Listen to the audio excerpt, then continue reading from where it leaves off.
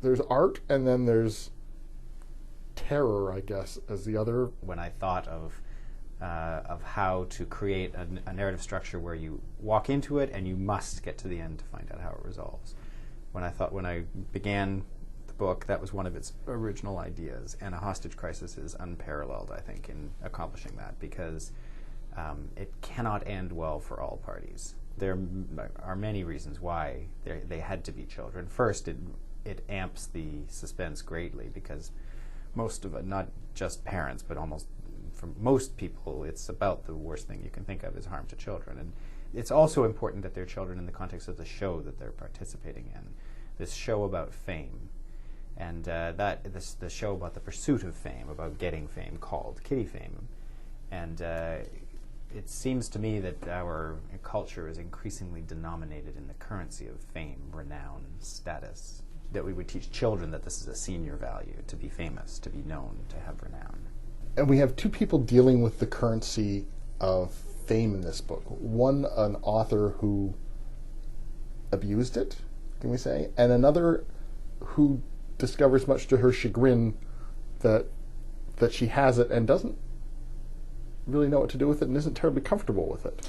Yeah, I mean, I think all three characters, in a way, have a relationship to fame, as Rabbit, the street artist, embraces an ethic which tries to hold oneself away from it. And it's interesting, I think, to put things in terms of models. And for Rabbit, his model is someone who placed a beautiful piece of art in a location where it couldn't be observed. And he thought that was sort of a very high achievement, and then set about doing something similar himself on a grander scale. After all, he never intended to sign his name to the Blue Light Project that he brings to light. Now, Eve, as you point out, has a troubled relationship with fame. She achieved it, and finds herself not, I would say she handles it graciously, but she's kind of lost in it. She realizes, or is coming to the realization over the course of the novel, that there is nothing of her in her fame. There is only this view that others have of her. She, as an individual, as a person, as a self, must define herself independent of this gaze, and she struggles to do so. She's in a relationship where, troublingly, it seems that her partner really needs her to be famous and is sort of pushing her into these pursuits that will put her back in the public eye, and she comes to the sneaking suspicion that perhaps Nick needs her to be out there, and that's troubling to her, because why does Nick's sense of self depend on her status and renown? Doesn't he have an independent sense of self that stems from some ineffable source? She worries that might not be the case, and ultimately it causes a split between them. And then we have the writer, Mr. Pegg. Mm-hmm. Well, Tom, as you said earlier, does abuse his position, I guess you could say. But what's interesting to me about Pegg is how he must be punished for what he did. And so he's exiled. And with some good reason. Journalists can't afford to have the credibility of the entire profession brought down by not punishing someone who makes up sources. Whatever we may think about the mainstream media, believing in its firm credibility or its spotty credibility. Nevertheless, if somebody makes up a source, we can all think of examples over the past few years, they tend to get drummed out. So he gets drummed out, and he ends up doing what? He ends up working for a tabloid, the project of which is to fan the flames of celebrity worship that he himself is greatly suspicious of. And there's a good chunk of the book that's about art, and the chaotic nature of art. Well, I don't know if it's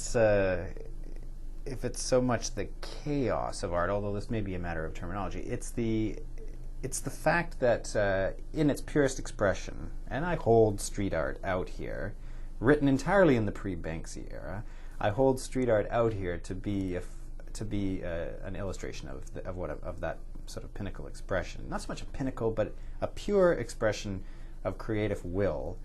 Goes beyond our abilities to explain in a sort of conventional terms. Why did this happen? Why did that person paint a beautiful mural in the middle of a train tunnel where no one will see it? Why did that street artist put up that series of beautiful posters in the alley that depict the fields that existed before the buildings were there?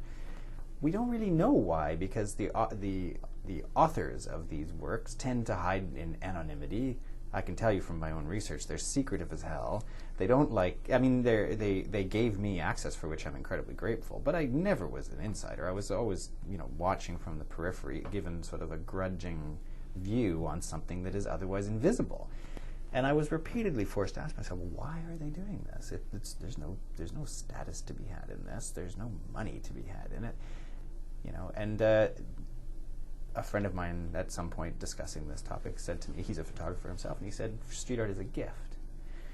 And at first I thought, well, that's kind of idealistic, isn't it? And then the more I watched it and the more I thought about it, I thought, it is a moment of willingness to just give something with no traceable self-interest.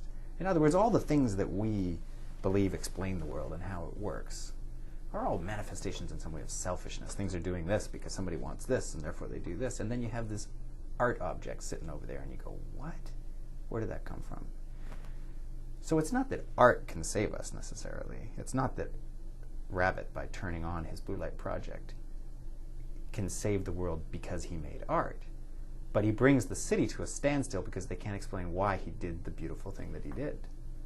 And the fact of beauty emerging into the world without explanation is like the nearest thing that most people have to encountering divinity. It's like, where did this beautiful thing come from? I don't know. And that's magical. The book is The Blue Light Project. I've been speaking with the Giller Prize winning author Timothy Taylor, and The Blue Light Project is published by Knopf Canada.